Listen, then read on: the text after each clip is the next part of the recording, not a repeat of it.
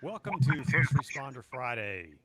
It is Friday, and so that's what we do here on our PTSD 911 movie Facebook page. For the last few weeks, we've been having these conversations with leaders in our first responder community. And so I want to welcome you. Thank you for watching. Thank you for being a part of this. And if you like what you're seeing and are engaging with us, I encourage you to ask questions, put them in the comments below. And as we can, we will address those questions along the way. And if you could be so kind as to like our page and then share it with your network and with your tribe, it really helps us to get the word out about our film project and what we're doing to tell a story about the trauma and stress and the success that law enforcement, our EMS, our firefighters, uh, our dispatchers, and the important work that they are doing to serve our communities. Today, I am privileged to have with me the the executive director of the Concerns of Police Survivors, Dianne Bernhard. Diane, welcome to the program today. Thank you for having me. I'm glad to be here. So, tell me a little bit about your background. You have a law enforcement background, right? I do. I retired about 6 years ago from the Columbia, Missouri Police Department. I retired as their deputy chief, but I kind of grew up in that department. I started when I was very young, about 22 years old, and spent 23 years at that agency. Wow, thank you for your service. I'm not part of that community, but I want to say thank you just for making that sacrifice, for doing that important job of providing, law enforcement and security for that community. So, I certainly appreciate that. I think still an honorable profession, and I'm really proud of the work and the people that I worked alongside of sure. in Missouri. Yeah. So, what got you connected to the Concerns of Police Survivors? How did that transition for you? Well, on January 10th of 2005, I was working. I was a sergeant at the time in our agency, and the unthinkable happened in Columbia, Missouri. We had never had a line of duty death in our department, and that night, Molly Bowden, one of my coworkers and friends, was on a car stop shortly before 10 o'clock at night in a fairly nice part of town, and pulled a car over, and the person got out and shot her almost before she had a chance to react. And then when she fell, stood over her and shot her multiple times. We were fortunate enough that that a bystander stopped by and got her radio and called for help. And the first officers there had some medical experience and got an ambulance there pretty quick. But unfortunately, the shots that she took were ultimately fatal. 30 days later, she died from her injuries in February 10th, 2005. And that night, our department lost its innocence. We were used to responding to shootings in our community. We were used to homicides in our community, but we had never experienced that attack being that we were the target of that. And so that was really eye opening for us and devastating. And we didn't know what concerns of police survivors even was.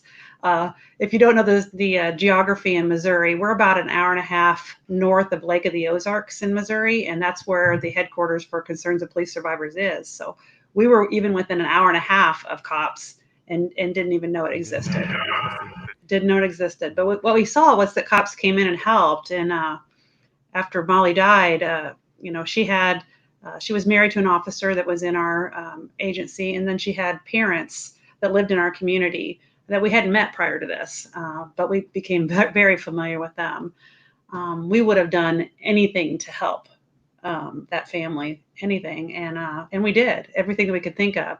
But what really helped was connecting those parents and Corey, her spouse, with other families that had been through something similar, and with an organization that understood grief and understood what it was like to go through something like a public funeral and the aftermath of that in a community. Hmm. So that's how I So learned about cops. And this when I kind of retired, that's what I wanted to do. so this kind of event that it not only affects the immediate family, Yeah. but it affects the broader community as well. How widespread is that effect? Yeah. So when Molly was shot and killed, obviously our community had never seen anything like that. And the widespread support that came from the community was almost I remember the funeral that day, and I'll never forget, driving in the caravan down from the funeral to the cemetery, and the number of community members that came out and stood alongside the roads and saluted and had flags and showed their support. And I think it, for the first time, solidified to me, even though I'd been a 15-year cop at this point, it solidified to me the amount of community support there really is out there for law enforcement. Hmm. If you're just joining us, we are talking with Dianne Bernhard. She is Executive Director of the Concerns of Police Survivors. And if you have a question for Dianne at a later point in the program, go ahead and put them in the comments below, and we'll address those as we can in the program. Dianne, what are some of the challenges that families face when their loved one dies in line of duty? The first thing that the myth is kind of that is out there is that the family members of officers kind of expect this is going to happen because their loved one chose this profession and it's dangerous. But that's really not the reality. First of all, it's just the shock of that it actually happened. Even though that officer went to work so many times and came home safely, that day they did not. So there's shock and there's confusion, and then there's also this public element that happens in a line of duty death that sometimes other deaths that people have that are unexpected, they don't have to necessarily do it in such a public manner. And so that's something that's very unique. And so that's a big challenge in the grief process is everything that you're going through it's on the news, there's pictures of it, it's everywhere you look. So you really, even as a family member, you can't really get away from it. You can't, it's just everywhere you turn, it's there, right? Absolutely. And then even the months afterwards, as the widow goes into the grocery store, they talk about how people will look at them and say, "Oh, that's that officer's widow," and just the feeling different and not ever being able to escape it. Wow. Yeah. So how does this affect then the agency, who's the officers in? It was a part of that camaraderie. I know that many times in law enforcement there's a brotherhood, sisterhood, with the officers. How does that affect their fellow officers? Well, I mean, the easy answer is it's devastating. I don't think, I think the officers are kind of taught throughout their career that when something major happens, you go through it, you fix it, you go on to the next thing. Well, you can't fix this. It's something that happened, you can't fix it, and that's a big challenge. Losing a coworker, sometimes they've lost their best friends. It becomes very real that it could happen to them. So there's that element that comes up. It's a life-altering experience for a coworker to lose an officer from their agency in the line of duty. It will change the officer in some way. So, on average, in the United States, how many law enforcement officers do we lose in line of duty in a year? On average, our average is 140 to 150 officers per year. That's changed a little bit in recent years with the officers that are dying as a result of the 9/11 attacks back in 2001, where they're dying now from cancer. And so we've had a big uptick in those numbers from those cancer deaths. But typically it's about a 140 to 150 officers per year. Hmm. And I would imagine that these officers come from a wide variety of agencies, big, small, small towns, big towns. Is there a big difference in how this kind of death is handled from agency to agency, or is it pretty universal how things are handled? No, there's really nothing universal about it. And then you obviously have your federal agencies as well, besides the small town and the larger cities. Some agencies, because they've had so many line of duty deaths, they're more equipped to handle at least the aftermath of the filing for the benefits and the funeral.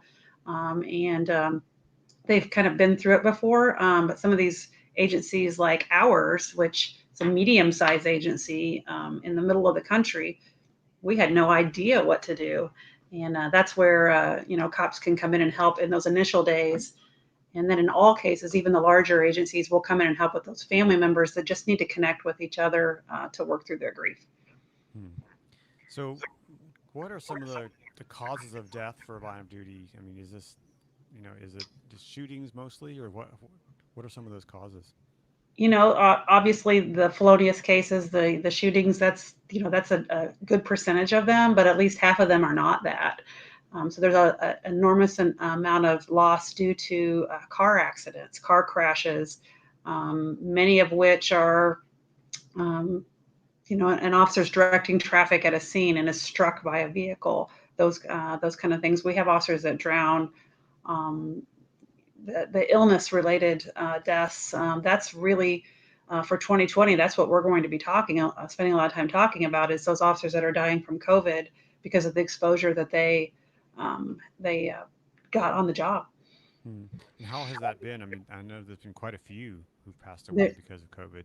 there has, in our organization, we're tracking that and kind of monitoring those cases to determine which ones of those will be determined to be line of duty death. But right now, we're tracking 133 police officers who have died from COVID-19. Of those, the agencies, 48 of those, the agencies have already said that they're going to be pursuing line of duty death for those officers because it appears that they contracted the disease on duty. And then the other ones are kind of in that period of we're in that educational piece and communicating and trying to determine what's going to happen with those. We've been really fortunate. The Department of Justice has been pretty clear, and they put out a statement saying that if the officer has worked within that incubation period of when the disease would they could have caught that disease, and then they ultimately come down with COVID and die, that they've already said proactively those officers could qualify for line of duty death benefits. Hmm. So, so how does stress play a role in officer fatalities? Boy, um, you know what? There's so many ways. When we talk about fatalities, one of the things I didn't talk about was the heart attack deaths, and some of those are absolutely considered line of duty death since the Hometown Heroes Act happened in the 2000s. And obviously, stress can absolutely affect heart disease and such like that.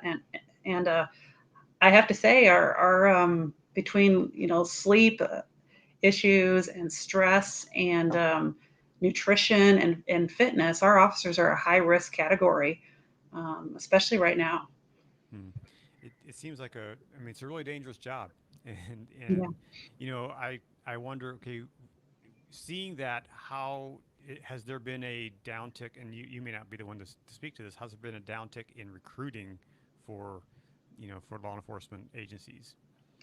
I can only speak to my personal experience, and I retired about 6 years ago, but it was already down ticking at that point. There was I think back in the early 90s, and I'm dating myself here, probably not great, but in the early 90s when I applied to be a police officer, it was a job that everybody wanted to have. I remember I was a class of, there was 600 applicants and 10 were hired, and you had to have like a full degree, and there was just there was all these it had to be in criminal justice related top. It was really competitive to get in. Mm-hmm. And now, if you had ever used any kind of drugs or anything like that, you were just eliminated. But the standards have had to be relaxed because the number of people that are wanting to go into law enforcement it's drastically dropped. And that was in 2014, is my last personal knowledge. That's one of my biggest concerns right now with all the civil unrest and the discussion about law enforcement, is how are we going to recruit to replace those that are retiring or those that have decided that this isn't the career for them, when it was already hard in 2014. So I feel for those police leaders that are now struggling with that recruitment. And I'm sure just I have a friend who's in law enforcement here locally, and he's working more, he's sleeping less, Mhm. because there's fewer officers out there available for different shifts. And he said sometimes it's a real challenge to work well, and so that contributes to additional stress Mhm. and puts stress on the body and the mind, and that can lead to mistakes, and that can lead to accidents, can lead to other things like that again create this a cause of death for law Yeah. enforcement. I mean, just thinking about it, if you're even if you're not in law enforcement, you can do the analogy of when you get to work in the morning. If you're going to have a hard meeting or a hard decision to make, it's good that you make it earlier in the day when you're still really sharp, and then towards the end of the day, everybody kind of talks about that mental fatigue, and just kind of take that and compare that to like a 12-hour shift for a police officer. And in those hours, 8 through 12, when they're already tired, maybe haven't eaten, and then they're expected to make a really good decision where, um, and the stress associated with that is just it can be immense, and it's almost no wonder that there's some poor decisions that are being made sometimes, just because we sometimes forget that officers are also human and are subject to those stresses. Hmm. And I know there's a whole nother cause of death that we haven't discussed, and that's suicide. Hmm. And I know that's a huge issue in many first responder communities. And what have you all seen, and what do you do? Anything for these families that of law enforcement officers who are Yeah. who die by suicide? Yeah, so that's a really challenging question and topic, because there are so many of them. There's actually there's not really a one place that we have great statistics capturing the numbers of that, and I hope that that will improve with some recent legislation that just passed. But there's no really good way to track the why behind all these suicides, and but what we noticed anecdotally is that the numbers are even higher than line of duty deaths, and so there's a lot of them. Our office, for the last 5 years, 6 years that I've been here, we'll get calls from families of officers who have committed suicide, wondering what resources are out there for them. And it's a real challenge because there really hasn't been anything for them. But the dynamics associated with that death for the families are different than those that are considered line of duty deaths, because the families of officers who commit suicide often have another layer of grief in there, and sometimes they have a sense of guilt that they might have done something wrong, or shame. A lot of them want to keep it very private versus line of duty death being very public. And so we've always struggled with trying to combine survivors of line of duty death with suicide.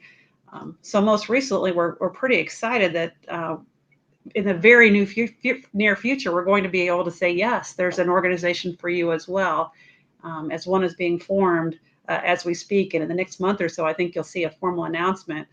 But COPS is basically has assisted in forming a new organization separate from COPS. It'll have its own name, its own organization, but they will be able to provide some of that support for families. So we're pretty excited that we're going to be able to say, yes, there is something for you when those families call. And the answer has been that there hasn't been for a Mm-hmm. while, for a long Mm-hmm. time. Well, recently I had the privilege of attending one of the workshops that you all host down in Virginia, and you invited me to come to the Traumas of Law Enforcement training. Is a 3-day event. Tell me a little bit about that and what that does for law enforcement officers and even for their families. Yeah, absolutely. Our Troubles of Law Enforcement training is a training that we've been doing for 20 years here at COPS. And it's funded by the Department of Justice. It's a BJA grant that we host that so officers can attend completely free of charge. And we spend 3 days. And the first day is just kind of about that emotional survival and getting through your career over a period of 20 years and dealing with the trauma that you will deal with, and the other issues surrounded with being involved in police work, like shift work and lack of sleep and nutrition and fitness and all those things. But it's mostly the emotional survival that first day. And then the second day, we talk about line of duty death, and we talk about, we hear from survivors of what helped them and what hurt them as they went through that process. And then we give some real practical advice to law enforcement officers on how to respond if they have a line of duty death. And then day 3, we talk about police suicide and potential ways to recognize that somebody is in crisis and how to respond and what resources are out there for those officers. I know just for me personally, as a civilian attending this event, it was really eye opening, and it was really helpful for me to better understand the stress that law enforcement officers go through, and the challenges, because there were some people there who were talking about different situations they had been in that Mm-hmm. created stress and stressful situations, and it was an amazing experience. I want to say thank you for inviting me to attend and being a part of that. Um, do you think that this is something, and this is something I asked some of the people that were sitting at the table with me. I said, Yeah. is this kind of stuff taught in the academy? I think we're getting better. Back in, in the early 90s when I went through it, no, it wasn't. But I can say I think we're getting a lot better. I think the law enforcement profession is kind of embracing a lot more of it, that we need to take care of the officer first if they're going to be able to go out there and do the job, taking care of the community. And they're recognizing the emotional toll that doing this job over a period of number of years that it has on a person. And an officer is just thinking as a police administrator, and an officer is one of your most expensive resources that you have by the time you get them through field training and then you train them. And, if an officer walks out the door at 5 to 7 years, you've lost a huge wealth of information and investment, as well as just the common, we should take care of people that take care of us kind of thought process. And so I think that recognition piece is a lot better. There's still a long ways to go, but I think it's getting better. I know that COPS organization does a lot. If you go to your website, there's a lot of things that you guys are involved in. I know you're also involved with the National Police Week. What's involved? What do you do there? I know this year it was different because of COVID. Right. What do you guys? How are you involved in that event? Well, sure. So there's a National Police Week Planning Committee that basically hosts all of National Police Week, and we chair that committee and then with several of our partners who host National Police Week. Other big partners that have events at National Police Week are the National Law Enforcement Memorial Fund and the Fraternal Order of Police. Also host major events during National Police Week, and we host a conference for survivors there. But basically, our role is the logistics of getting all the law enforcement survivors from across the country and their coworkers, the coworkers of those fallen officers, into Washington, D.C. That week, handling the housing for them, and then getting them to some sessions where they can actually meet up with other survivors that have been through something similar to what they have. And that's when the healing first begins for a lot of them, when they realize that they really aren't alone in this whole process. There's over the years, do you know how many law enforcement officers have lost their lives over the past, say, 100 years? Are there numbers going back that far? Yes, there are numbers going back that far. I don't have them off the top of my head. I know that they can be researched easily through the Officer Down Memorial page. But yeah, there's, thousands, obviously. So having the support of other people that have been through that is really important for these families, right? Oh, absolutely. It's the one. It's just like peer support. You hear law enforcement officers are very familiar with the concept of peer support, either formally or informally. They're familiar with it. It's either like a formal peer support team that they have at their organization. They can go talk to somebody who's been through what they're going through, or it's informally and it's happened. It happens in the shift meeting room, or it happens, unfortunately sometimes at a bar down the road. But that peer support piece, really, it's almost the best thing for an officer that's been through something, is to hear from somebody else who's been through something similar, and it works exactly the same for law enforcement survivors. Mm-hmm. And what are some of the things that you do for these families? What are some of those opportunities that they have to connect? How do they connect with other families? Yeah, so we offer retreats for our survivors. We call them hands-on programs. And basically, we divide the survivors into their survivor group. For example, we put all the spouses together. We put all the parents together. And this next week, we're doing it virtually, but normally it's in person. We bring all the kids together, and that'll always get you in your heartstrings every single time when you see how many kids are affected by line of duty death. But what you'll find out, and there's other groups too, siblings and fiancés, and there's extended family and adult children. There's 11 different retreats that we do. But what you'll find out, even when you bring these kids together, is, COPS it's a sad reason why people get involved in COPS, obviously, because their officer died. But what they find out after they get together with others is that we'll talk about the grief, we'll work on the grief, but we'll also make it okay to smile and laugh and have a good time again. And what they'll find out at these programs is they really have a good time, and they also work through some of that grief at the same time, because I'm sure that that laughter has a way of healing things. And so we have a good time. So that's one of the ways we bring them together. Obviously, National Police Week is another. We connect with them, through, virtually. We connect them through magazine. At least 6 times a year, we communicate with every law enforcement survivor in the country in some way. So if anyone's watching and you have a question for Diane, just leave it in the comments, and it'll show up on my screen, and we can ask you can ask Diane a question. Um, so what when a family is experiencing this kind of loss, and what are some of the things that you can say to them now, to saying, okay, maybe they haven't heard of cops, maybe, I mean, most families probably have if they've haven't had someone Right. lost. Uh, what should their first step be? I mean, what to get Yeah. get down that path of healing from this? Well, the one thing to always remember is that everybody does it differently. Everybody grieves differently, and they may see one survivor or may see somebody in their family that's responding one way, and somebody else is responding another, and they don't understand why. And the reason is that everybody does it differently, and so there's no one stock answer on what you should do to get through it. But one thing that you should realize is that there will be another day tomorrow, and that things look differently tomorrow than it does today. um, if you connect with somebody else who's been through that, you can sometimes get that piece of hope. Like if a new spouse that just lost their husband or their wife can see a spouse that's 2 years out from that and see what they're doing now. That actually that it puts that piece of hope in there that they could be there in 2 years. They may not be there right now, and that's okay. But they could get there by watching somebody else that's been through it and gets there. And so one of the things we tell people is don't say that I understand, because none of us do. We've not ever been in their shoes. So we tell, that's one of the things we teach is don't say that I necessarily understand what you're going through. But at the same time, the one who can probably understand it the most would be somebody else that's just like them. Hmm. Yeah. So what's next for the National Cops Organization? Well, we are obviously just like everyone else in the country. We are dealing with a pandemic.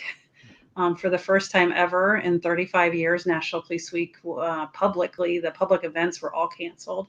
And so we did that virtually. And now we're looking at all of our programs that we have coming up through the fall. Right now, our programs are canceled. Our first thing that we have scheduled is in Reno. We have a traumas and law enforcement training scheduled for the middle of July. And that region is pretty open. And so that's going to, as of today, unless something changes, that's going to go as planned. And then we're looking at our August events of starting to do some of those programming. But our biggest question that we're so hopeful that it's going to happen. Right now, we're planning as it is our national conference on wellness and trauma that'll be coming up that first weekend in November, and it's in Oklahoma City this year, in conjunction with the 25th anniversary of the Oklahoma City bombing. Mm-hmm. Because I think in Oklahoma, that's kind of where peer support was born, was during that bombing. So, yeah, so that's our big event. We're excited about the lineup of people that we have coming to present on all topics surrounding law enforcement, wellness, and trauma, and for the family members, which is a piece that we should never forget, is how much having a law enforcement officer in your family actually affects your entire family. It's not just about the officer. So yeah, so we're excited about that coming up in November, and we are planning for National Police Week next year, which is going to be an absolutely huge event because we're going to honor all the 2019 officers that were fallen, as well as the 2020, which those numbers right now are trending about 50% higher due to the COVID deaths. Wow. So So we how many deaths have there been this year altogether? Do you know? I better not say that off the top of my head, but I do know that we're about 49% up from last year at this time. Wow. Yeah, and most of that is related to COVID, although Mm-hmm. obviously there's been some recent violence against officers. It's going to trend those numbers up a little bit as well. But we could be potentially looking at least a double number of officers being honored at National Police Week, but likely closer to 3 times the amount. So that's a lot of survivors and a lot of coworkers in DC in May of 2021. So Mm-hmm. that's on our radar, and that's a lot of planning going for that right now. And do you guys work with every single family, every single officer's family? We invite every single officer's families to National Police Week. In our chapters, we have 55 chapters around the country. They're not in every state, But in some states that have a lot of loss, there's more than one chapter. But we're pretty much spread across the entire nation. So whenever there's a death, we will respond and meet that family. Usually prior to National Police Week, they will have made, will have already know who C.O.P.S is prior to National Police Week. But if not, we'll meet them there because we're their venue to get to National Police Week and then to see their officers being honored nationally. So yeah, it's every single family, and some of them choose to continue and participate in C.O.P.S programs, and some choose to grieve their own way. But we still will reach out to them and communicate with them indefinitely. Even from the deaths that we have in our database 30 years ago, we still communicate with those families if their loved ones are still alive. And there's no cost for these families for their involvement with C.O.P.S, right? No cost, and we never solicit from them. Yeah, everything we do, we get through either federal grant funding, or through private donors and corporations that support us. Mm-hmm. Well, it sounds like you're doing an amazing work and important work. What is the one thing that gets you up and to work every day? What really motivates you in the work that you're doing? I think, and I had one of those moments this week, so I'm glad that you asked that question. It's that individual contact one-on-one with a survivor that is not necessarily in a great place, but you're able to hook them up with some resources or have a conversation, and you can hear and you can see the difference that you make in that person's life, or the difference that C.O.P.S makes in that person's life. And I love the profession that I chose. My dad was a law enforcement officer. I chose it. My husband's a law enforcement officer. Obviously, it's in my blood. And I retired from it because I honestly believe it's a young person's job as well. But there's no greater gift to me than give back to the profession that I dearly love, and the family, and these families. You just getting to love on them it's so rewarding. Mm-hmm. What are some different ways that people can support your organization? What we'd like to see people do is to go to our website and see what we do, see what's locally in your area, because we're all over the country and there's chapters all over the country too. So you could get involved that way. Go to an event, go to National Police Week, go to one of the trainings. Look at some of the fundraising events that we have. We have fun golf tournaments. Everything we do, we try to put a fun spin on it, because frankly, the world is so sad sometimes, especially in our world, that we try to put some fun on it. So look at some of the fun events we have. We have like some 25-mile walks over 2 days, which, believe it or not, is fun. May not sound so fun, but it actually totally is. And just look at our website and see what's out there that might speak to you. There's so many different aspects of it. There's certain parts of it will speak to different folks. Mm-hmm. Well, I want to say thank you for what you're doing for our law enforcement families who have suffered a great loss, and also for those people who are actively involved in law enforcement and helping them with wellness and mental health. And I think what you're doing is so important. And so, as a civilian, I want to say thank you, because I know when I call 911 and for my emergency, I'd like someone healthy to show up and to arrive in a healthy manner. Um, I'm going to do my best to come to the conference in November and to be a part of that in some way. We would love to have you there. We'll have more conversations there for sure if we can do that. I think that would be great to be a part of that. What's the best way for someone to get in touch with you guys? If you go to our website, it's concernsofpolicesurvivors.com or .org. You can go to any of those. It'll hit us. Just Google us, and you can call our office, 573-346-4911, or just reach out, give us an email. We'll always respond to you every single time. Well, I want to say thank you for what you're doing, and thank you for being on the program today on the First Responder Friday. I think that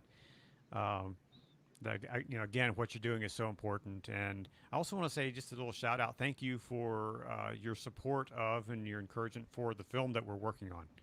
Yeah, I'm excited to see. I'm excited to see what what it comes out to be, and I'm sure that it's going to be a really meaningful, powerful film for law enforcement profession, and for people who are not in the profession to understand just how it's just not a simple. Law enforcement is just not a simple profession. There's so many different facets to it. So I'm hoping this film will capture the many different angles that is Yeah. law enforcement. Yeah, that's what we are really hoping to do to tell that story, to tell the story that so that civilian people like me can really Mhm. better understand what first responders, law enforcement, and other first responders go through on a day-to-day basis. And so it helps a lot for it and it means a lot for us to have endorsement and for support from organizations like yours to produce this film. So I say thank you.